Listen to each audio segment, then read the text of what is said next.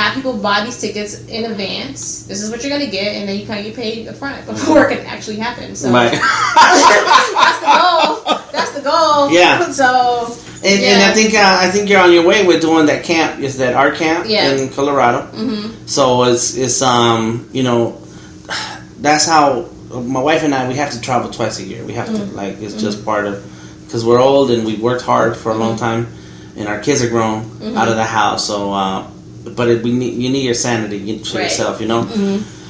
But now what I have started to do is that anytime we go somewhere else, before a month or two ahead, once we already bought the tickets and we know we're going, I start calling out artists and asking for things that are happening. What's going on there? Mm-hmm. What can I do when I get there? Right. Because you're on vacation. Right, and then do correct, because then you can get involved in the show, bring some paintings, or do some live art, or it can be as simple as drawing session. That's when I started a few years ago, when I started doing that, just by checking out the drawing sessions in different places where I'm at, just so I can be around other artists, and you don't never know what the opportunities are going to be, going to come up. And but yeah, I think that's a good brainstorm idea. Just reach out to other artists, say, hey, what are some dates?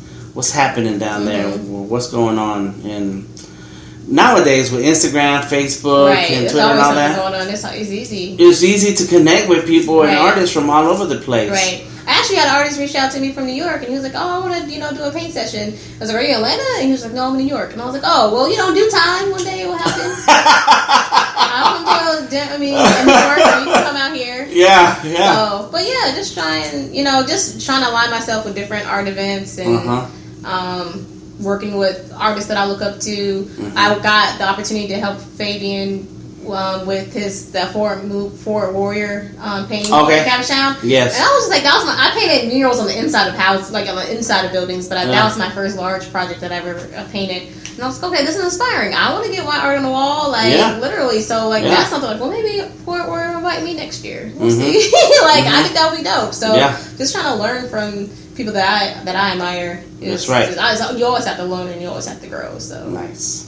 So where can we find more of your work online? Online, you can find it on my website at www.cbrooksart.com. One word, the letter C, Brooks Art. And Instagram, cbrooksart, hashtag cbrooksart, Facebook, cbrooksart. Everything cbrooksart. Everything cbrooksart. That's good. That's good. Yeah. So, all right, the last question of the day, and is going to be, looking back at your experience, what kind of advice would you give to young upcoming artists?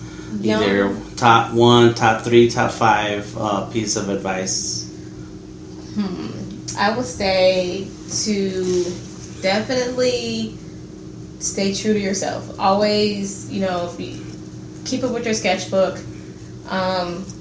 Surround yourself with other creative people who inspire you. Don't be afraid to write your ideas down. Have a journal. Combine your sketching and your journal together so you don't forget your ideas. I'll say definitely research. Know your history. Know what Renaissance or what art era you feel most connected with. And just put your own twist to it. That's very interesting you say that, because I never looked at it like that, that I wasn't purposely doing it.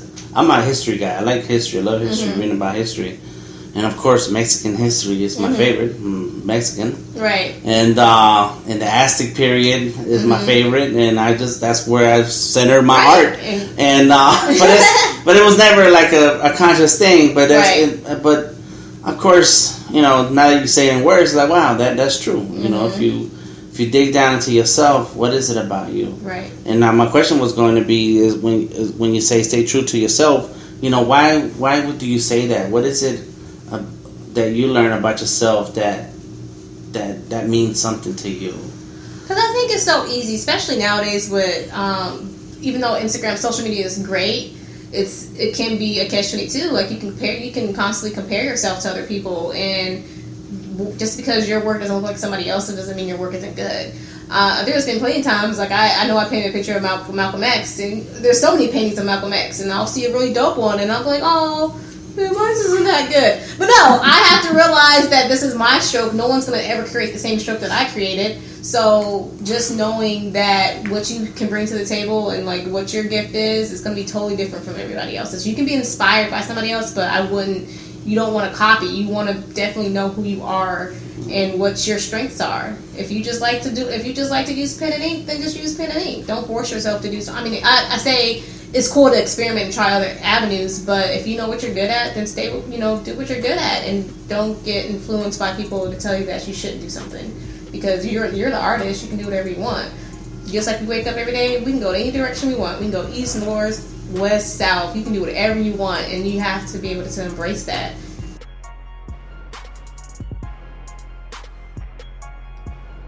Send us feedback to dtm@artistking.org and subscribe to the Artist King podcast on iTunes, Stitcher Radio, Spreaker.com, or ArtistKingArchive.com. This has been your Artist King podcast, and I am DTM of DeltaTangoMike.com, telling you to get out and learn so you can earn. Let go of the starving artist title and move into the thriving artist art life. See you next week.